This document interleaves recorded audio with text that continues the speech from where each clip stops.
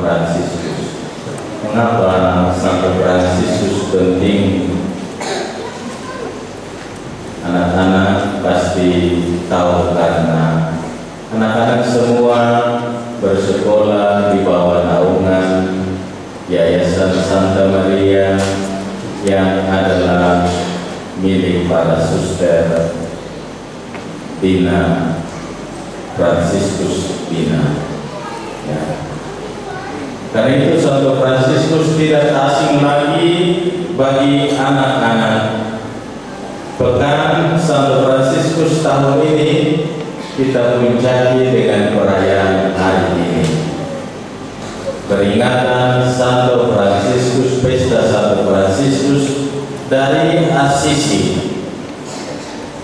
Biasa pesta atau peringatan Santo Santa itu dipilih tanggal kematiannya, bukan tanggal kelahirannya, tapi tanggal kematiannya. Dan hari ini kita memperingati merayakan pesta Santo Fransiskus, seorang santo besar di dalam gereja Katolik. Pasti anak-anak sudah tahu riwayat singkat hidupnya.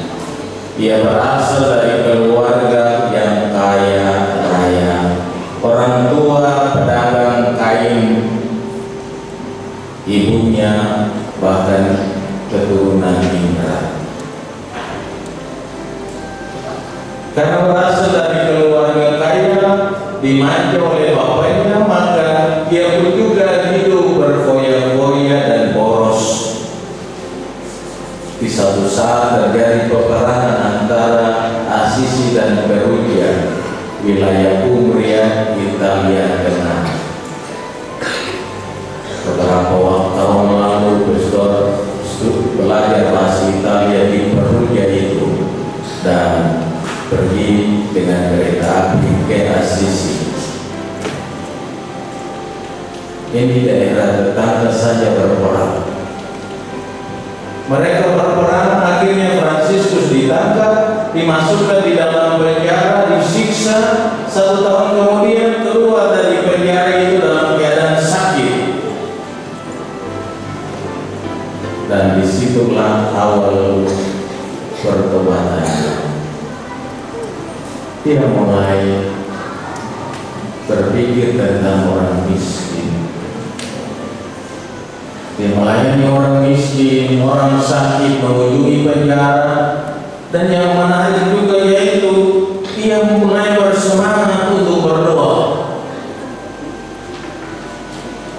Dan nampak pembaharuan perubahan dalam diri Fransiskus muda itu. Dan di satu kesempatan dia berdoa dalam gereja San Damiano. Dia mendengar suara yang keluar dari salib yang tergantung itu. Fransiskus, bangun, perbaiki gerejamu ini yang hampir roboh. Fransiskus percaya itu suara Tuhan. Kali itu dia pergi ke rumahnya, dia ambil setumpukan kain yang mahal, dia jual. Kemudian uangnya diserahkan kepada pastor di situ. Pastor ini uang perbaiki gereja ini, pastor tolak.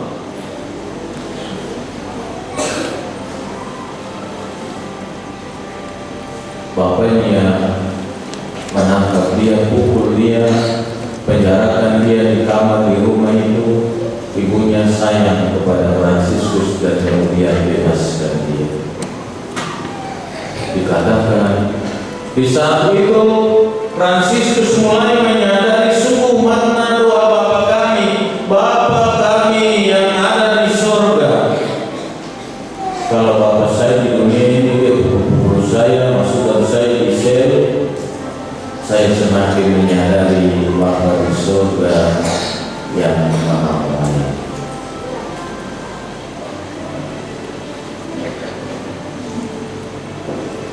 Dan kemudian Fransiskus dalam riwayatnya dia meninggalkan rumah orang tuanya dengan pakaian kasar yang sekarang pada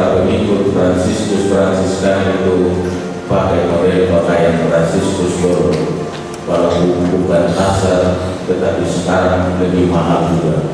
Ya.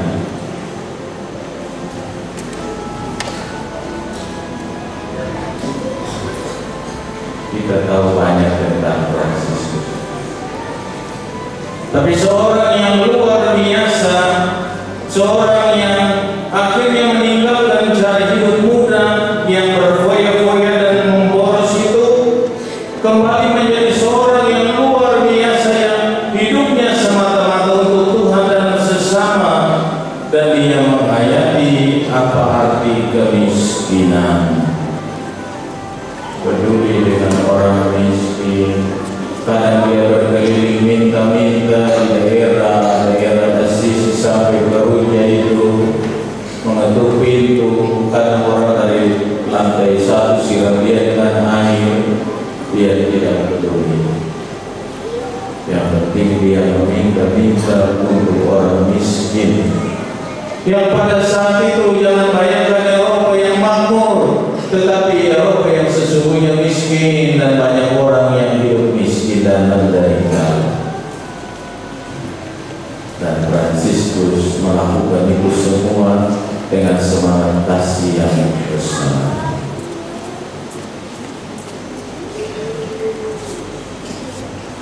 Hal lain yang perlu kita semua renungkan, anak-anak, kita bangun dalam lingkup keluarga, tetapi juga lingkup sekolah, yaitu bahwa kita semua bersaudara, seperti Santo Fransiskus mengajarkan kita bahwa kita semua bersaudara. Kendati kita berbeda latar belakang, bahkan mungkin agama dan keyakinan, siapapun dia manusia, itu saudaraku. Jangan pandang rambutnya, kulitnya, tetapi dia manusia. Hitam kah putih kah, keriting kah, lorong kah, kita semua adalah saudara. Betul? Betul? Kita adalah saudara. Seperti Santo Fransiskus ajarkan, kita semua adalah saudara. Bahkan makhluk yang lain pun saudara. Saudara hewan. Saya tadi malam baca kalimat menarik lain dari Fransiskus, yaitu hewan itu saudara, karena itu saya tidak makan saudara saya. Tapi kita ini bilang anjing saudara, tapi kita makan RW.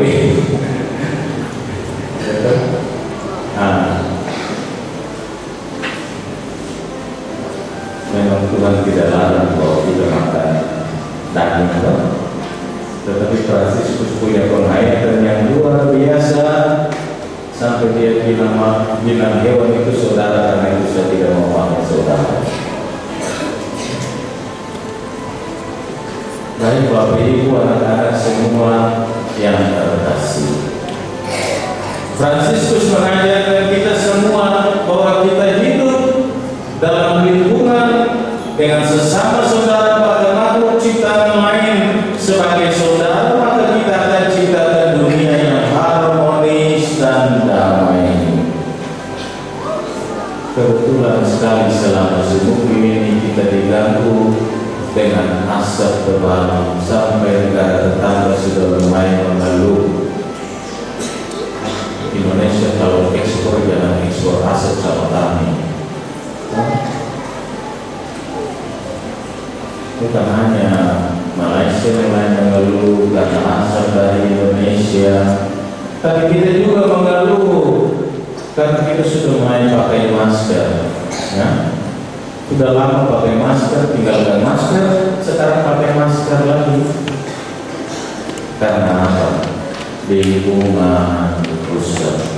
Saudara-saudari kita, alam semesta ini rusak.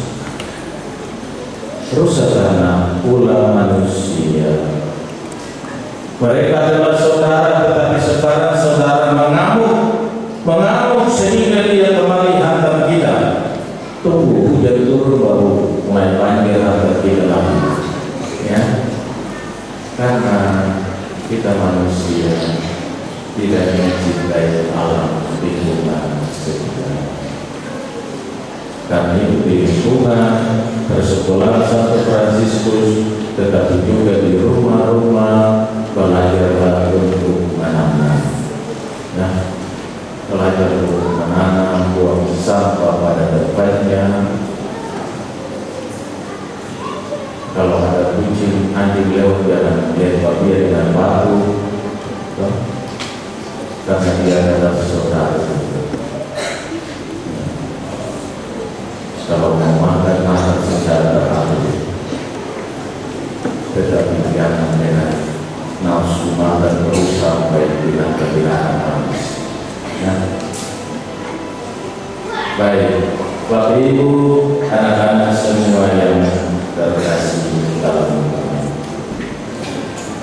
kita berterima kasih karena Allah telah memanggil dan menempatkan Fransiskus Assisi di tengah-tengah dunia ini yang pengaruhnya luar biasa, bukan hanya dalam lingkup gereja Katolik, tetapi seluruh dunia.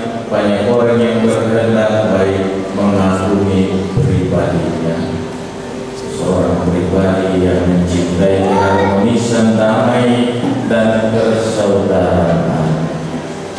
Karena itu, dalam lingkup sekolah kita mau menghidupi semangat Fransiskus Assisi, yaitu semangat kasih yang universal, kasih kepada saudara-saudara kita. Dan jangan membuli teman.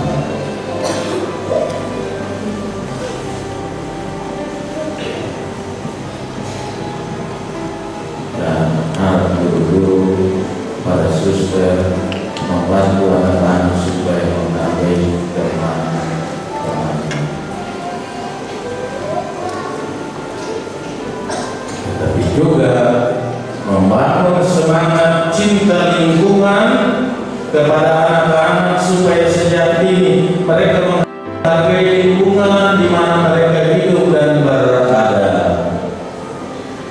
Mereka mencintai tanaman, bisa ngomong dengan tanaman, ngomong dengan binatang, sebagai tanda cinta kita kepada makhluk ciptaan.